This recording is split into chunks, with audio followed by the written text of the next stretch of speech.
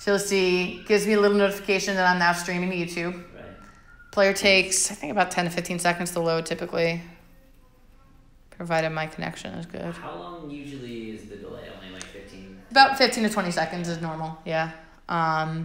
If it's any longer than that, then there's probably a connection issue somewhere. Cool. So there's my stream. So if I do like this, we'll see that in a few seconds. Quickly, I'm going to click on view on YouTube and see what that looks like. Yep. So you'll notice the title and the description are both in the YouTube title. Something everyone can relate to. Right.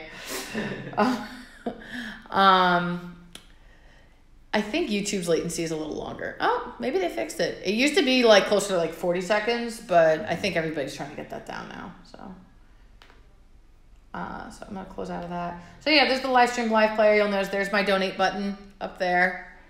Person's viewing it. Yeah, that's me. It'll always say 1 to make you feel better about yourself. So what we do have that some providers do not is our DVR function, where you can just kind of scrub back to the beginning of the player as a viewer.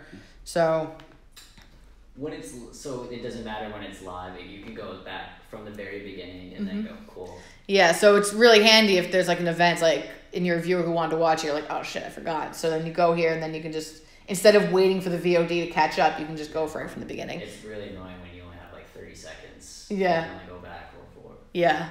I will say on mobile, I think it only goes back up to a minute. Okay. So desktop can do up to, I want to say 24 hours. It was either 12 hours or 24 hours, something like that. But still, most events are shorter than that anyway. But yeah, you'll notice it says DVR up here to let you know. And then I have this button down here that will jump me right back to live. Sweet. So a quick look at the embedded version, which will not shock you. It looks just like that. Well, okay, there we go. So there's the live stream logo. There's like the share option. We have a like thing for some reason. And then you'll notice there's my post and the chat is inside of it. If the embed is larger than a certain amount, I don't remember what, it won't overlay like that. Like if I set this to, I actually spent like 30 minutes one day adjusting it making a custom embed to see at what point does it not do that anymore.